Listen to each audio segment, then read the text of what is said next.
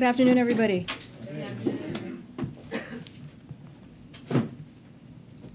As you heard from the President just this morning, this administration is ready to help the people of Florida in every way possible. And when the storm passes, we will be there to help Florida rebuild and recover. We are committed to seeing this through. Yesterday, President Biden spoke with Governor DeSantis, as well as Tampa Bay area mayors, to discuss the steps the federal government is taking to help Florida prepare for Hurricane Ian. And tomorrow he will visit FEMA's headquarters to receive a briefing on federal response efforts for Hurricane Ian. Already, we have deployed significant federal resources to the region to help prepare for the hurricane. We have more than 1,300 federal response workers on the ground in Florida. There are 3.7 million meals and 3.5 million liters of water pre-positioned in Alabama. 110,000 gallons of fuel and 18,000 pounds of propane are pre-staged for immediate deployment. 300 Army Corps personnel are on the ground to support power and fuel assessments. 300 ambulances are supporting local officials. And multiple federal disaster medical assistance teams are deployed to Florida and Georgia. As President said this morning, this storm is incredibly dangerous and life-threatening. Heed warnings from state and local officials. If you're told to shelter in place, please do so, shelter in place. Additionally, we know that disruptions from hurricanes can pose challenges to markets, but the latest projections show that major refineries should not be impacted by Hurricane Ian. As the President said today, oil and gas companies should not use this moment as an excuse to raise gas prices. I also want to speak to the sham referenda that Russia has staged in occupied areas in Ukraine. These referenda were straight from the Kremlin playbook. They were manufactured and manipulated. Ukrainian civilians were forced to cast ballots under the watch of armed guards. We have seen videos and reports of armed officials going door to door, intimidating voters and stopping Ukrainians on the street and forcing them to vote.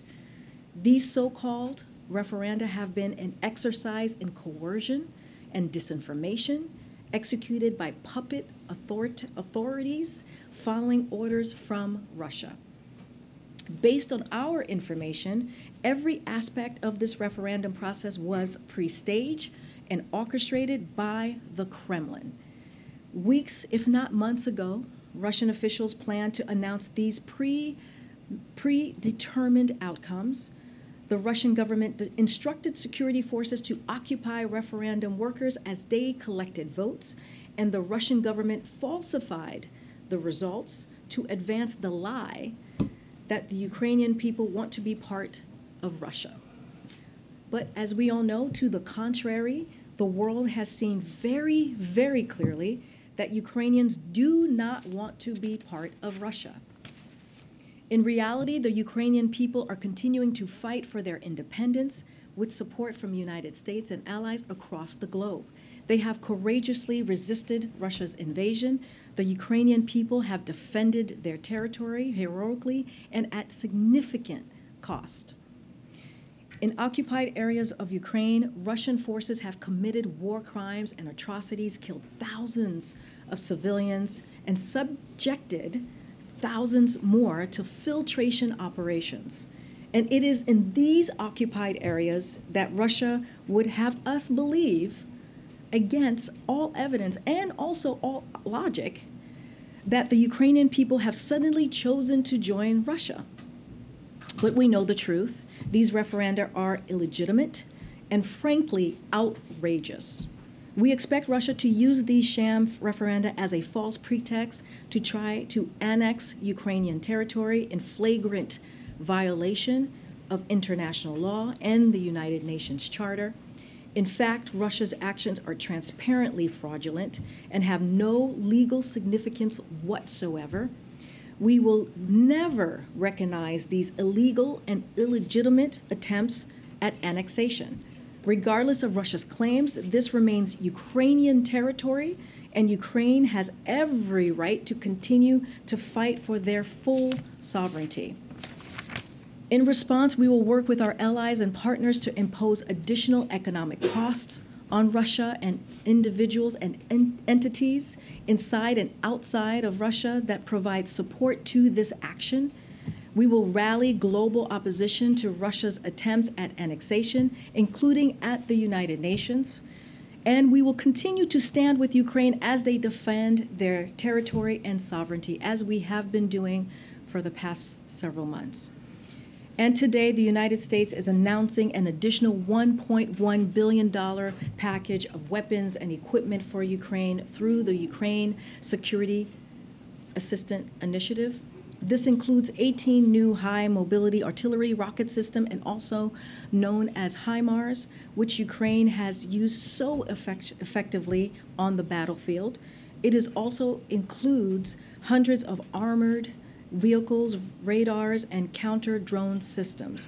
We will not be deterred from supporting Ukraine. We will continue to stand with the Ukrainian people and provide them with the security assistance they need to defend themselves for as long as it takes. With that, go ahead, Steve. Thanks, Karine. On the storm, can you provide an update on what the president's been doing today as the storm bears down in Florida? Has he been making phone calls, receiving briefings? Who's been briefing him? So he's been receiving regular briefings throughout these last couple of days. As you know, he met with the FEMA administrator yesterday. He will continue to get briefings as well today. He will most likely continue to make calls as well. I don't have anything to read out at this time, but as you heard him speak about this morning at the top of his event, he laid out his thoughts. He laid out what the federal government is doing and the response that we are providing. We are surging our efforts. We are making sure that we are there for the people of Florida. We will continue to do that. You will hear again directly from this president tomorrow when he visits FEMA to get an update. But again, this president has been all hands on deck at this moment. He spoke to the governor, as I just mentioned moments ago. He spoke to 3 mayors, as we read out to all of you yesterday. And if there are any further calls, we'll be sure to read those out. And with the conversation with Governor DeSantis, is there anything more you can offer in terms of the substance of that discussion? Any requests from the governor for additional federal assistance or disaster declarations? So just to give you a little bit, and we kind of laid this out yesterday, they spoke yesterday. The president wanted to relay that his prayers are with the people of Florida, and that Florida will have the full force of the federal government. Again, we are committed to continued close coordination between the federal and state government as we respond to this emergency. Yesterday, when the administrator was at this very podium, she mentioned how there were members of her team that was traveling with the governor yesterday, and so that will continue. We will continue to see that partnership, and again, we will have the full force of the federal government and resources to the people of Florida. And just on the Nord Stream pipeline, the explosions there, is there any update in terms of the formal U.S. government assessment of those apparent explosions? Was it an act of sabotage, and is there a assessment of culpability there? So we have been in touch with our European partners there about the apparent sabotage of the pipelines. We are supporting European efforts to investigate this. As I just kind of laid out, it's still under investigation. As you all know, these pipelines were pumping gas into Europe, are not pumping gas into Europe at this time. Nord Stream 2 was never operational, and NS1 has been shut down for weeks because of how Russia is weaponizing energy. No assessment of that? No assessment as of yet. The investigation is still underway, and it could take some time, so just letting you all know what we expect, that it will take some time. Thanks. Just a couple follow-ups on what Zeke here on some specifics. Now that the storm has made landfall, can you give us a better sense of how often the president is going to be briefed? Do you think it's an hourly situation, or? So I don't have any specifics on hourly or every 30 minutes or every few hours. Just know that he is very much keeping an eye on what is happening with the storm. He has been in regular touch with the FEMA administrator. He spoke to her today, and he has been getting I'm sorry, he spoke to her yesterday, as you know. If there is more, if he speaks to her again, we will surely read that out. But this is something that has been top of mind, and I was. As I said with the administrator yesterday, I was in the room with him when he called the three mayors, and it has come up in every meeting that I have personally had with him. And so, again, this is top of mind. We are going to put the full force of the federal government to the people of Florida. And again, they are in our prayers, and we have been very clear to make sure that the folks in Florida listen to local and state officials at this time. And on the DeSantis call, did they just speak about the hurricane? Could you elaborate more on the tone of the conversation given the complex relationship there? Again, there's no politics in this when we talk about extreme weather, when we talk about what we're seeing right now with a Category 4 hurricane about to, any moment now, about to hit the coast of Florida. This is about the people of Florida. This is about two people who wanted to have a conversation on how we can be partners to the governor and his constituents and make sure that we are delivering for the people of Florida. That is the focus, and that's going to continue to be the focus these next couple of days. One quick final one. Sure. What happened in the hunger event today? The president appeared to look around the room for an audience member, a member of Congress who passed away last month. He seemed to indicate she might be in the room. What happened there? So the president was, as you all know, you guys were watching today's event, a very important event on food insecurity. The president was naming the congressional champions on this issue and was acknowledging her incredible work. He had already planned to welcome the Congresswoman's family to the White House on Friday. There will be a bill signing in her honor this coming Friday. So, of course, she was on his mind. She was of top of mind for the president. He very much looks forward to discussing her remarkable legacy of public service with them when he sees her family this coming Friday. He said, "Jackie, are you here? Where's Jackie? She must not be here." No, I totally understand. I just explained she was on top of mind. This wasn't what we were able to witness today, and what the president was able to lift up in this at this conference, at this event, was how her focus on wanting to deal with, combat food insecurity in America. And this is something that he was lifting up and honoring. And again, he knows that he's going to see her family this coming Friday. There's a bill signing that's going to happen in renaming a VA clinic in Indiana after the late Congresswoman. He knows that he is going to see her family, and she was at top of mind. The State Department's Amos Hochstein, within the past few days, has met with the Saudi Prince MBS. What is the U.S. telling Riyadh and OPEC more broadly about an upcoming output decision? So I don't have any details of that meeting. As you know, that is indeed, we had some White House officials in the region most recently. I don't have any more details to share. Okay. The EU said any deliberate disruption of the Nord Stream pipeline would be met with robust and united response. Mm-hmm. Does that united response include the U.S.? And what type of responses should we expect, given how important that asset is to the region? So, as I just mentioned before, it's going to take some time to see who is behind this, and so there's an investigation underway. And I will say that attacks on critical infrastructure of our European and NATO allies is a matter of concern for us. And we will continue to be vigilant on this and coordinate with our allies and partners. But again, the investigation, as we understand it, is going to take some time, and it's underway. The Energy Secretary said today in an interview with Bloomberg that all energy infrastructure operators in the Baltic Sea area, as well as U.S. LNG ships bringing LNG over to the EU, need to be on, quote, high alert, given what we've seen with the pipelines. Has there been a shift in the U.S. security posture in the region because of the allegations of potential sabotage? Don't have anything to share on any shift of security posture in the region. But look, we take this, we take this very seriously, and this is of concern to us. And so again, we're going to let the investigation happen.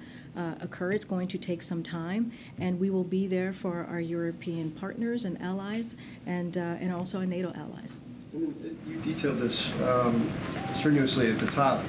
This was so transparent and so telegraphed in terms of the referenda and the kind of sham annexation efforts.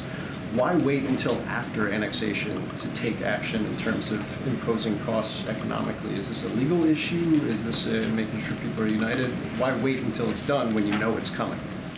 So that is the posture that we all taking with our allies and partners. Look, we are, but again, it does not take away from the fact, the pure fact that we are prepared to impose swift and severe economic cost on Russia when they move forward with annexation on individual and entities inside and outside of Russia that provide support for this action. You know, we will continue to stand with the people of Ukraine as they defend their territory. Look, you know, there was a process here. We knew this was coming. This was part of the Kremlin playbook. But if they do indeed move forward, and they move forward with the annexation, we will be prepared with our partners and allies. And just one more quick follow-up, because I'm trying to get my head around the response. If the late Congresswoman was top of mind for the president and her family was expected to be here, and that's what he was thinking about, why was he looking for her? I'm not trying to be snarky here. No, I mean, and I'm... Between what you were saying and what he said there.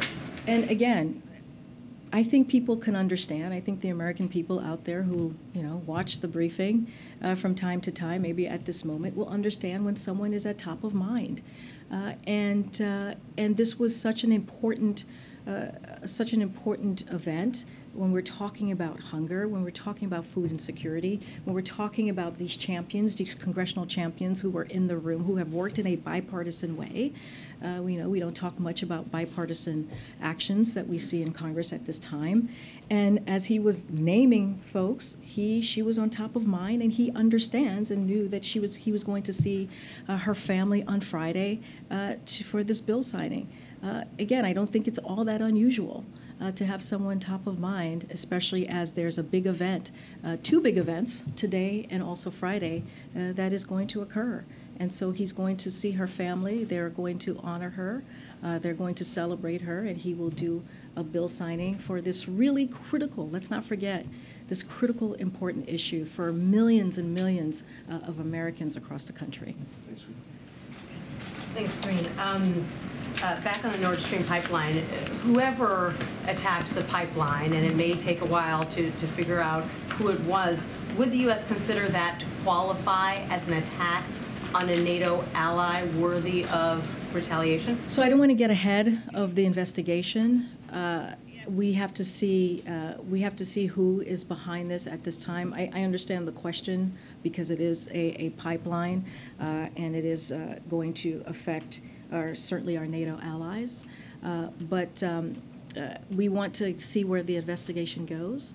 Again, an attack on critical infrastructure of our European allies and our European partners and NATO allies is a matter of concern for us. But we will be there, and we will be ready to react once we have the investigation is completed. Former Russian President Dmitry Medvedev said that Russia has the right to defend itself with nuclear weapons, and that NATO would be too scared of a nuclear apocalypse to retaliate. Is he right about that? So let me say this again, and I've said this many times from this podium, so have my colleagues. There is one person responsible for this war that was started by the Kremlin, this war that was started by Putin, and he is that person. He is responsible for this war.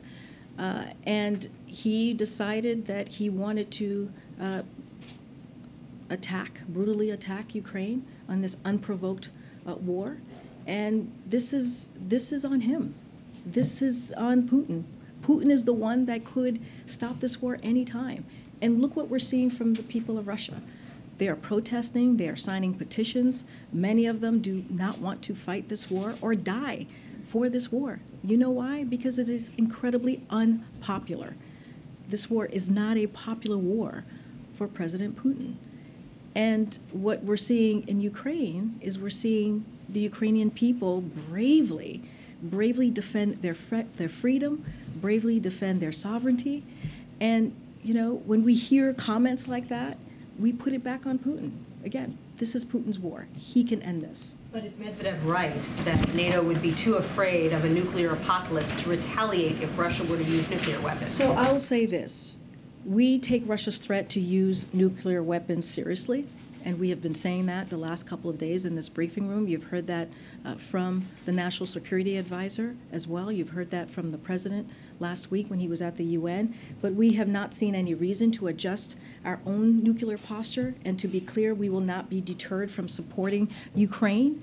You know, we have been clear that United States will support Ukraine as they defend their country and their democracy against Russian aggression for as long as it takes, as have our allies and partners, including the G7, and that's what I can speak to. I can speak to your question, I can speak to what our allies are willing to do, and that's continue to defend and to help Ukraine defend for their sovereignty. And then just very quickly, you said yesterday that the U.S. was ready to assist in the investigation if needed. As far as you know, is the U.S. providing any assistance in the investigation right now, and what kinds of assistance would be most helpful from the U.S.? So I don't have any specifics to lay out for you at this time, but again, as you know, as I've mentioned a few times just now, is that the investigation is underway, and this is something that is of concern to us. Thank you. Just follow up on Nancy quickly. Is it on the table for the U.S. to have or engage in a nuclear response as retaliation if Russia were to launch a nuclear attack? So the president has said this, and so has Jake Sullivan. We have characterized the consequences a number of ways, as you've heard from him, Jake Sullivan and others, and many others on our team, which is including catastrophic, severe, and decisive. We stand by all of them. The key point that when we say consequences, we will be real and they will be extraordinary. And we have said that we have made that very clear. Jake Sullivan said this, I believe, on your network, your Sunday show, where he has communicated privately to the Russians, and they understand what the consequences will be. We are not going to lay them out here in public. I want to give you the opportunity to respond to something that was tweeted out today by the Russian government that said Joe Biden threatened to end Nord Stream. POTUS must give a definitive answer whether the United States acted on its threat on September 25th and 26th. Now, an administration official has called that absurd, but I just wanted to give you a chance to respond on the podium. So, look, the president said that NS2 wouldn't become operational, and we would work with Germany on that. And he was right, because Germany took the step in February to freeze it, which was widely reported by all of you. And so that is what the president was talking about at that time. But just broadly to the allegation that they're making online, that somehow the U.S. is responsible. No. Okay. And Karine, our CNBC team is reporting that the president's going to be briefed by his senior economic team later today on the economy, particularly amid concerns about what's happening in Europe and the UK specifically. One administration official saying the view continues to be that the United States is in a stronger position than any other country to navigate these global challenges, period. But my question for you, have concerns about a potential recession increased in the president's mind, given what we're seeing globally? Here's what I will say, and the president talked about this a little bit on Monday during his event. So he wants the American people to know, because of Americans' resilience and the economic strategy that we have pursued for the past 19 months, the United States of America is a stronger position than any other country to navigate these global challenges. And that's just period. That's the way we see it. That's the way his economic team sees it. And that's because jobs are up, incomes are up, people are back at work, and American manufacturing is roaring back, up to close to 700,000 new jobs just this past 19 months. And let's not forget the legislation wins that you have seen from the Democrats in Congress. When you think about the Inflation Reduction Act, that's just going to help us lower prices for the American people. So of course we are always watching closely, and we will continue to watch closely. As you stated, the president president will meet with his senior members of his economic team, and he met with them on Friday. He will meet with them again today to get an update on the global economic developments, as he regularly does. But we feel like we are in a very strong position to weather these global challenges. So in attendance, I can share that with you. It's going to be the president's senior economic team, including secretaries of Treasury, Commerce, and Energy, the chair of the Council of Economic Advisors. Okay, Michael. Thanks, Karine. Obviously, the president spoke with the three Tampa area mayors yesterday, but the storm took a turn to the south last minute. So has the president spoken with any of the mayors being directly impacted by landfall? So I don't have any calls to preview at this time. Once we do, we will preview those calls. As you know, and we say this all the time, is our team is in regular touch with local officials on the ground, especially at this time. As we've heard from FEMA and the administrator and her team, they are on the ground trying to help in every way possible. And we have put the full force of the federal government when it comes to making sure the people of Florida have the resources they need. I just listed out at the top of the briefing on all of the kind of resources, manpower, women power that's on the ground, water, food, and we will continue to move in that direction, making sure that the folks of Florida get what they need. If we have any calls to read out, we will surely share that with all of you. And speaking of federal resources, the governor is asking the Defense Department to provide additional airlift capacity in anticipation of a massive high water recovery effort. Are you aware of that request, and do you expect it to be granted? So I've heard some reporting on that request. I would have to check with our team to see where we are with that particular request from the governor. But again, the president has been very clear. He is going to do everything that he can. His administration, the federal agencies who are closely involved and aligned with Florida government to make sure that we deliver what they need. This is a critical time. We are praying for the people of Florida, but of course they have the full support of the federal government at this time as well. Okay, Steve. I'm sorry to have to do this, but I'm compelled to ask you to go one more time back to the question about Congresswoman Walorski. I'm not sure why. Why one more time? Frankly, honestly, I think the memory of the Congresswoman and history requires some clarity here. Can you explain where the mistake was made? Was the president confused? Was something written in the teleprompter that he didn't recognize? Can you just help us understand what happened? I mean, you're jumping to a lot of conclusions. No, but you're. But find out what happened here. I hear you, Stephen. I'm answering the question. That you're jumping to a lot of conclusions. I just answered the question. If that had been the case, I would have stated that, right? I would clearly have stated what you just laid out. What I have said is that she was on top of mind, and that he is going to see her family in just 2 days' time on Friday to honor her work, to honor her legacy, if you will. I've just mentioned this. It's going to be a renaming of a VA clinic in Indiana in her name, and that is what he was thinking of. He was thinking about her as he was naming out and calling out the congressional champions on this issue, on this really critical issue that's going to help millions of Americans, and that is what the president was focused on. Would you be prepared to release the prepared remarks that the president had in teleprompter, just so we can understand? I'm not understanding why that would be necessary. We always share the remarks that the president had, even delivered. That's probably going to be up on the website. Not really sure what that has to do with anything. I just answered the question about her being on top of mind. I don't think that's unusual. I feel like many of us have gone through that particular time where someone is on top of mind and you call them out. And you mentioned him, especially in this type of context. If you think about how he's going to see the family in 2 days, if you think about how when he sees them in 2 days, it's going to be for such an important moment, signing a piece of legislation that's going to rename a VA clinic in her state. That's important.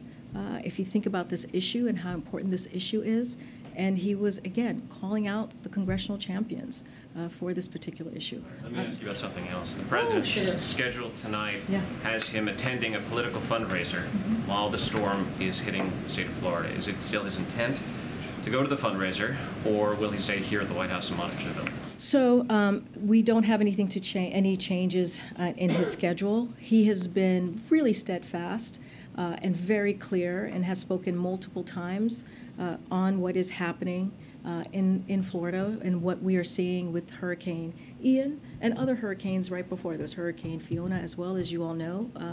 And so his administration is on top of this. He, again, signed the declaration for Florida even before landfall, right? The moment that the governor asked for assistance from us, within hours, the president signed that declaration. You can see how focused he is on it. You can see how important of an issue this is. And sadly, this is not the first extreme weather scenario that we have had to deal with under this administration for the last 19 months. And you have seen, and I think you would agree, Stephen, you have seen this administration respond with efficiency, respond with the full force of resources, and certainly take this incredibly seriously. The schedule has press coverage of the fundraiser tonight as restricted. Is the White House willing to lift that restriction and see to it that cameras are allowed in to videotape the president's remarks? So as you know, that's a political event, so that's something for the DNC to speak to directly. Karine, North Korea launched 2 short-term ballistic missiles off its east coast. Does the administration see this as time to Vice President Harris's visit to the DMZ, and are there any additional security precautions being made in light of that? So I'll say this. So as you know, North Korea has a history of doing these types of tests. So it's not it's not unusual. It is something that they do. Historically, North Korea can speak for itself on why. That's not something that I'm going to speak to from here. What I can speak to is our rock-solid commitment to the security of our Japan and South Korea allies, and the Vice President's trip is a demonstration of that commitment. And just on the permitting bill, you put out a statement yesterday after Senator Manchin withdrew the proposal.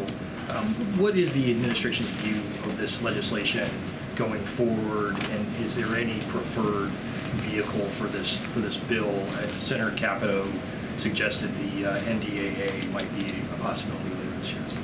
So a couple of things. So first, I want to say that the president wants the government to remain open, and is glad that to Congress for making progress on continuing budget resolutions. So I want to state that very clearly. But at the same time, the president believes we must pass the permitting reform bill so that the United States can realize the benefits of the historic investment in the Inflation Reduction Act and the bipartisan infrastructure law as well. He supports the permitting reform, as you know, as you stated from my statement yesterday. The administration will continue to work with Congress and find the best path forward so we can enact this bill. Clearly, the Congress leads the way on the mechanisms on how bills will move forward, and so we'll leave that up to leadership, but again, we will work closely with them. Thank you, Karine. Yesterday, President Biden mentioned Rick Scott and Ron Johnson, as well as Kevin McCarthy, warning about those 3 specifically and what the country would look like if they were in control. I wondered if you could talk about whether this will continue to be a theme for the president, and also he doesn't often mention Mitch McConnell in that context with those, and so does he view McConnell as differently from some of those? No, I wouldn't go that far. What I would say is that those are the 3 that have been very vocal about the GOP agenda. Those are the 3 that have been very vocal about putting Medicare and Social Security on the chopping blocks. When you think about when they say protect the lives of unborn children. They mean a national ban on abortion that puts doctors and nurses in jail for performing miscarriage management or saving the health of the mother. When they say, and I just mentioned this, when they say save and strengthen Social Security and Medicare, they want to slash private Social Security and put Medicare on the chopping blocks every 5 years. And so this is what we have seen from these three in particular. I mean, McCarthy was someone that we talked about because he had the GOP agenda. The GOP agenda, which does not have a commitment to the American people, which does not have a commitment in making sure that Americans get lower medical costs, our seniors get lower medical costs, or fight inflation. Matter of fact, the first thing that he wanted to do was get rid of the Inflation Reduction Act, which would actually hurt Americans. And so that is why we're calling them out. They've been very vocal and very out front about their GOP agenda, which is not about the American people, which is about their own, fight for big pharma, their own fight for wealthy special interest. And we are doing the complete opposite. We are fighting for the American people. The president this week has talked about the importance of competition, tweeting capitalism without competition isn't capitalism, it's exploitation. There's some legislation on the Hill dealing with antitrust and big tech, including one co-sponsored by Amy Klobuchar, that's waiting for a vote to be scheduled. Is the president have any opinion on that? Is he pushing for a vote? Does he want Chuck Schumer to call for a vote on that before the election? Don't have anything to share on that particular piece of legislation. I know that this is something that the senator has been fighting for some time and working on for some time, but the president has been very clear about his concern about the power large social media platforms have over everyday lives, and has long argued that tech platforms must be held accountable for the harms that they cause. And so the president will continue to call that out. I don't have anything specific on that particular legislation. Lastly, I just wanted to return to this question of the Congresswoman, and I think we all totally get why she's top of mind. You've made that case pretty effectively. Thank but I you. think the confusing part is why, if she and the family is top of mind, does the president think that she's living and in the room? I don't find that confusing. I mean, I think many people can speak to sometimes when you have someone top of mind, they're a top of mind, exactly that. And it is also, if you put it into the context, it's not like it happened outside of context, right? It happened at an event where we were calling out the champions, congressional champions in particular, of this issue, this important issue when it comes to food insecurity, something that this administration has led on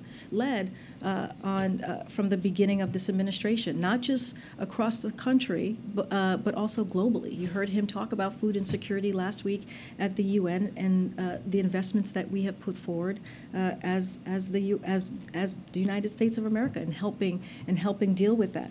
Look, he was at an event, you all saw, you all watched, which is why you're asking the question, right, where he was calling out, again, congressional leaders, a bipartisan leadership that we have seen on this particular issue.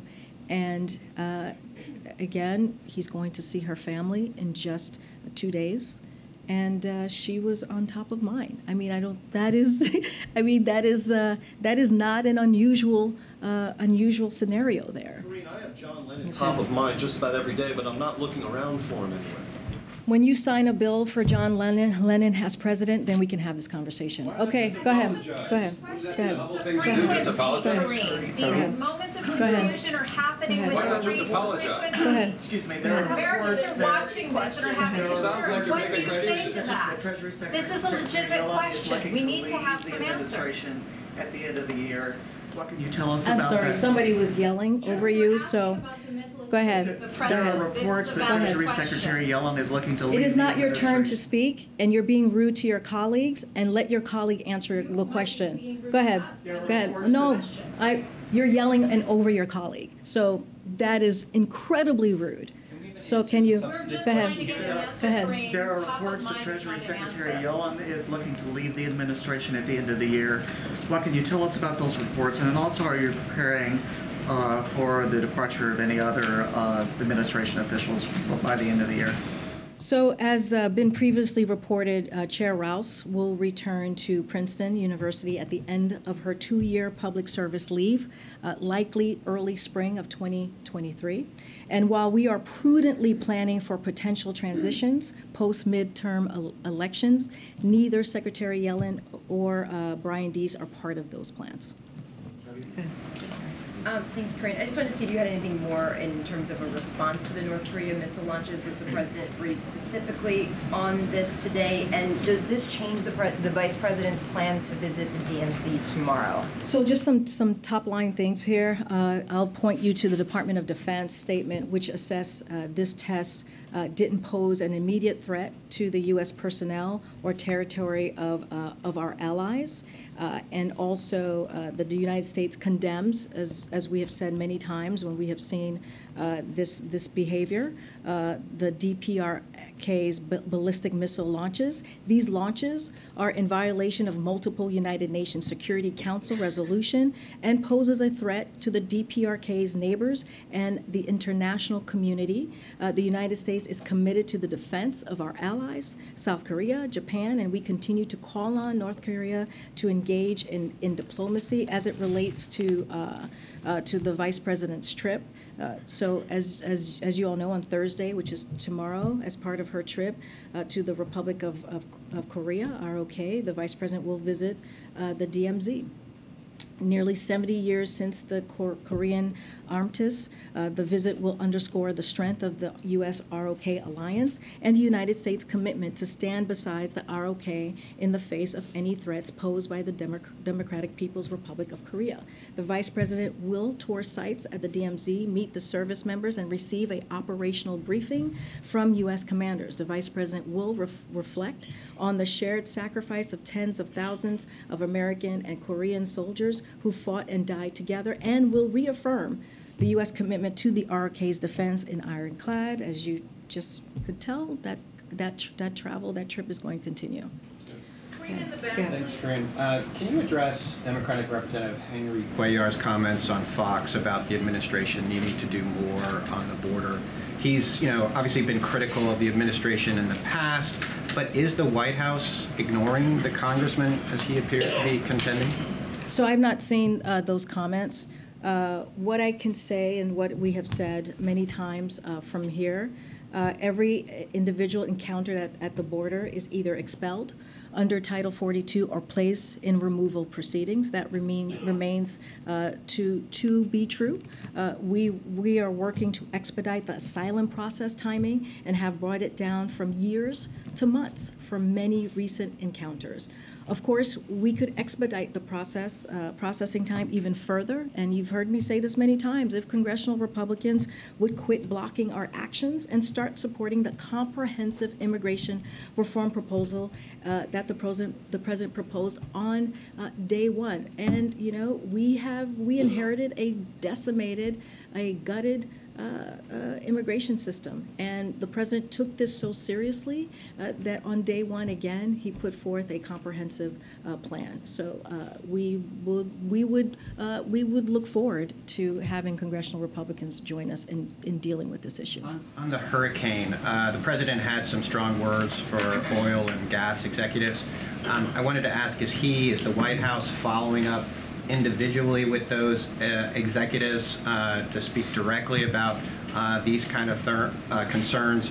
Any plans of bringing them in, for example? So I don't have any actions here to preview for you at this time, but as I've noted, wholesale gas prices have declined about 3 times as much as retail gas prices over the last month, and in addition, oil and gas companies are making record profits and need to pass these savings on the consumers at the gas pump now. So the president is making that very clear. We are making that very clear, and we'll leave it as that. If there's more to preview, we certainly will share that.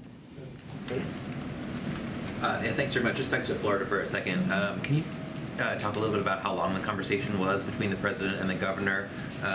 And also, did they touch on any other topics, like the governor sending the migrants to Martha's Vineyard? So the call was just focused on the hurricane, the hurricane response. There was no other topic that was discussed on the call. I don't have a timeline of how, or timing of how long the call was. I think the important thing is that the call happened, that the president was able to connect with the governor. They both agreed that they would that the president would be there to have the full force of the federal government behind Florida for the people of Florida, and they were committed to continued close coordination between the federal and state government. And so as we respond to the emergency, that was the commitment that they made. That was the conversation that was had. Again, the FEMA administrator has spoken to the governor. She spoke to governor many days ago. She said here, and I'll just reiterate as I just said moments ago, her team has been on the ground with the governor and his team, and we will continue to work in close coordination. Thank you so much. On the global economy, the strong dollar has an impact beyond the borders of the United States, obviously, on many countries. So is this something the administration is discussing with allies and partners, and how coordinated is the economic response? Because we get warnings about, global recession almost every day. So the U.S. government, including the Department of Treasury, are always in touch with our allies and partners, including the UK, on the global economy. Don't have anything further to share on that piece. But again, this is, as I mentioned, when it comes to the global economy, this is something that we are clearly watching very closely. But we feel, as I stated a second ago, that we are in a strong position. The U.S. economy is in a strong position to deal with the global challenges ahead. Good. You're in the back. Thank you. I wanted to ask about something you said yesterday, but really quickly. Ambassador Rahm Emanuel has been in touch with the family of Navy Lieutenant Ridge Alconis, and a number of U.S. senators have sent a letter to the Japanese government asking them to revisit his case.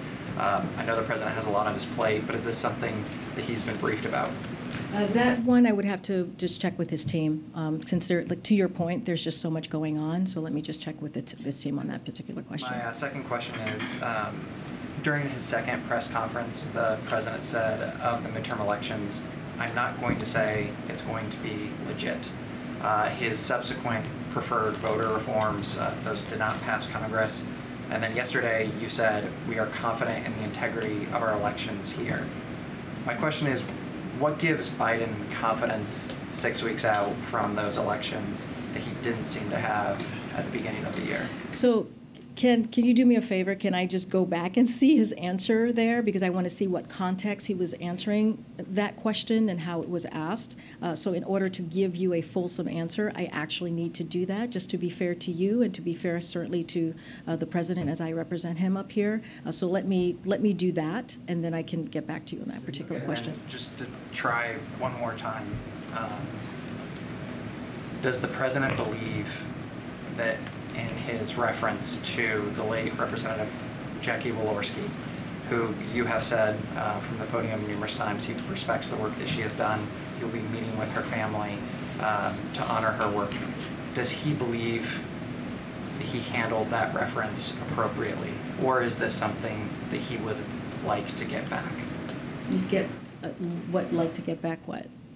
He said, where is Jackie? Look, I know this is a question that many of you have had. I've answered it multiple times already in this room, and my answer is certainly not going to change. All of you may have views on how I'm answering it, but I am answering the question to the way that he saw it and the way that we see it. We have to remember as well is that, this was an important event today. This was an event about food security. This was an event about how we're going to take the steps to get to eradicate hunger by 2030. And that is something that the president takes very personally. That is something that we wouldn't be doing this event that has not happened since President Nixon, right? That was 50 years ago that an event like this occurred at the White House. So clearly this is something that is important. Clearly this is something that he really honors, both Republican and Democratic congressional champions when it comes to this issue. Again, she was at the top of mind. He is going to be seeing her family in 2 days to honor her, to honor the work that she has done. And you know, this was a remarkable legacy that she had, and we should be honoring that. I'm going to go to the back. Go ahead, Ellie in the back.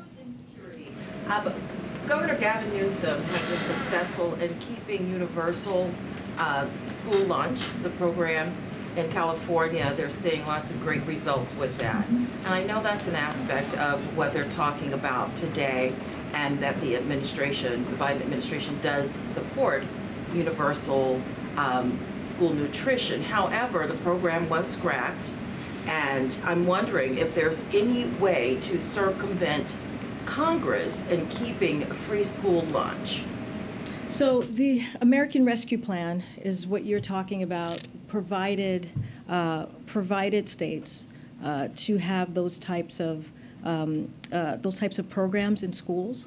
And again, when you think about the American Rescue Plan and all that it afforded, how it turned the economy back on, how it allowed states to really give a little bit of breathing room to their own constituencies, whether it is at schools, whether it is helping small businesses get back on their feet, and let's not forget opening schools as well. This is something that Democrats in Congress, including the president, had a zero focus on, like zeroed in on that focus on.